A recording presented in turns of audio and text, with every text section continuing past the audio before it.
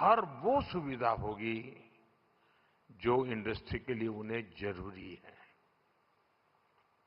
इन सुविधाओं के निर्माण के लिए भारत सरकार के हजारों करोड़ रुपए लगेंगे और तेलंगाना, हैदराबाद के हजारों नौजवानों को रोजगार का माध्यम बनेगा।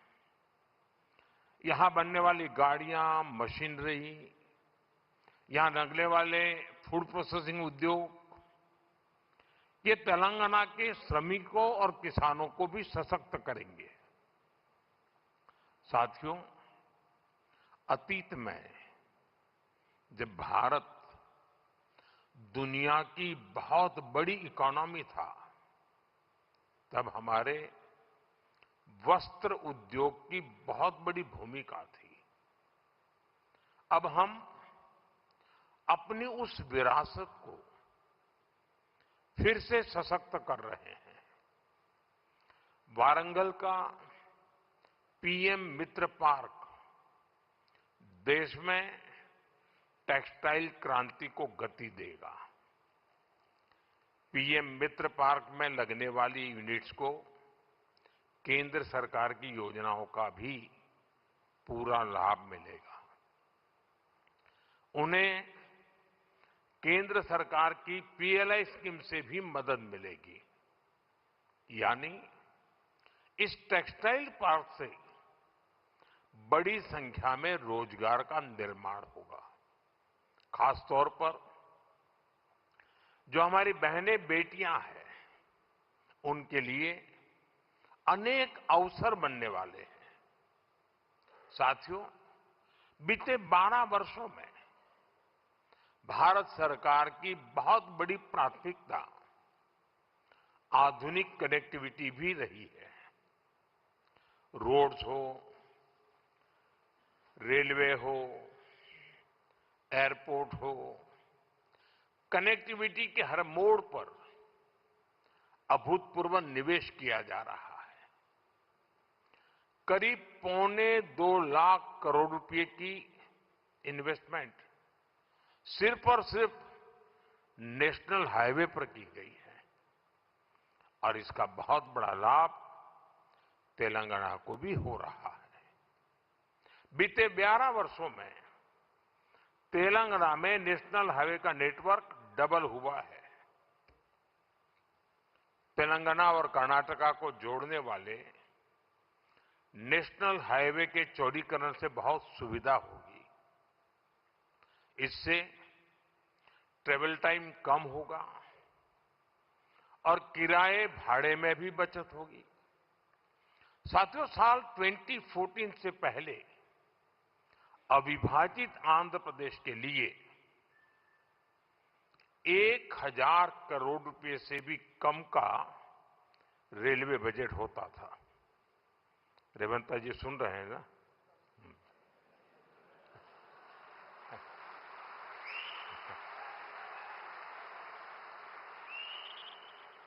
संयुक्त आंध्र के समय रेलवे का बजट 1000 करोड़ रुपए से भी कम था।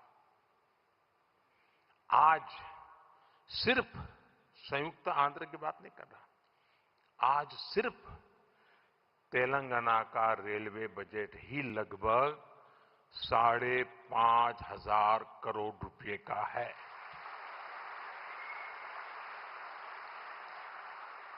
वर्तमान में करीब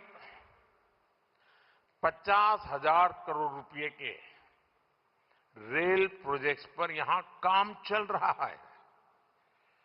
तेलंगाना में 5 वंदे भारत और 6 अमृत भारत ट्रेनें भी चल रही हैं।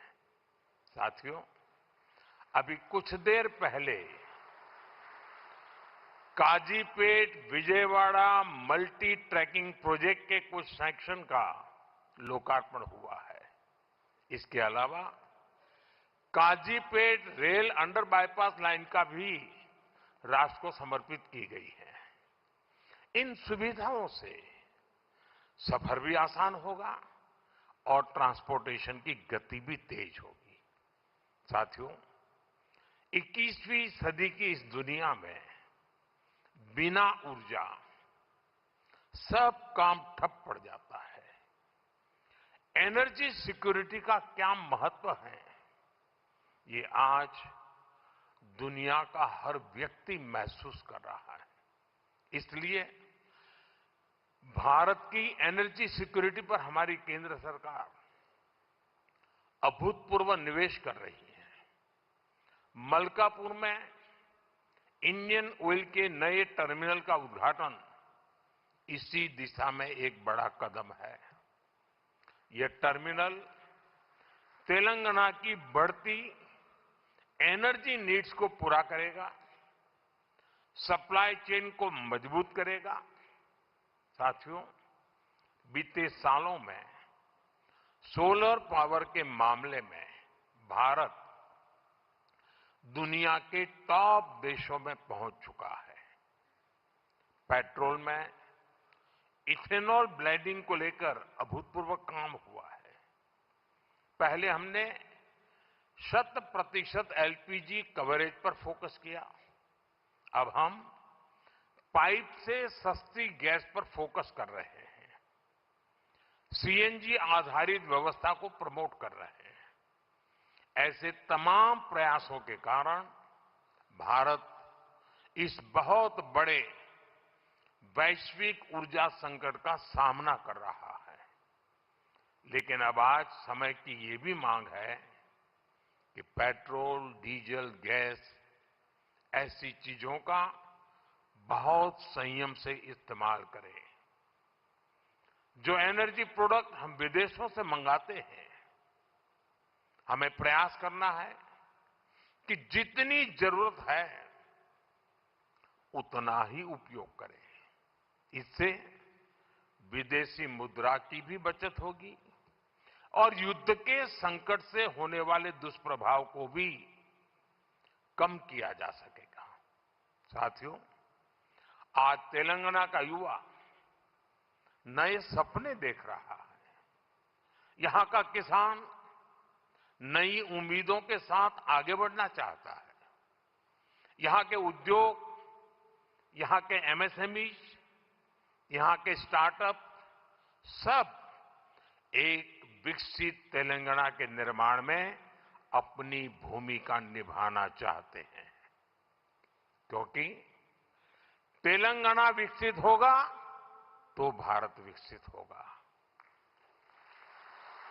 मैं तेलंगाना के हर परिवारजनों को ये भरोसा दिलाता हूं कि आपके सपने पूरे करने के लिए केंद्र सरकार ही इससे भी और तेज गति से काम करती ही रहेगी। अब हमारे रेवंता जी ने कहा था कि हां, हम पॉलिटिकल बात नहीं करेंगे, तो मैं भी नहीं करूंगा।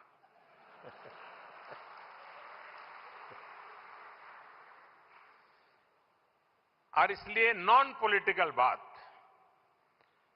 मैं रेवंता जी से कहूंगा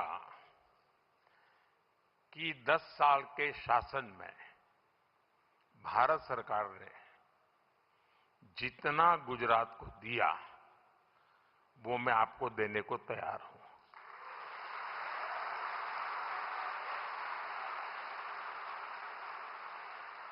लेकिन मेरी जानकारी से मैं आपको बता देता हूं कि जैसे ही मैं ऐसा करूंगा, आपको जो अभी मिल रहा है वो आधा हो जाएगा।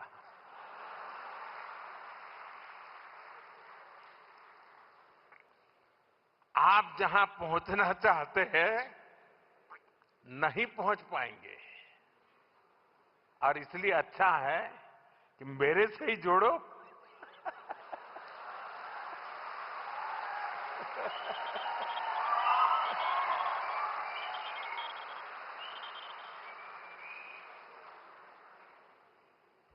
साथियों, हमारा एक पक्का विश्वास है कि डेमोक्रेसी में राज्यों में अलग अलग प्रकार की सरकारें होना कोई बुरी चीज नहीं है। लेकिन देश के विकास के लिए राज्यों का विकास भी उतना ही महत्वपूर्ण है। राज्यों के विकास के बिना देश का विकास संभव ही नहीं है और इसलिए हमारी सारी योजना के केंद्र बिंदु में राज्यों का विकास हो, तेज गति से विकास हो, उस भाव को लेकर के हम सब मिलकर के चलें और 2047 विकसित भारत का सपना हम अपनी आंखों के सामने सिद्ध होता देखें, यही मेरी सबको शुभकामनाएं।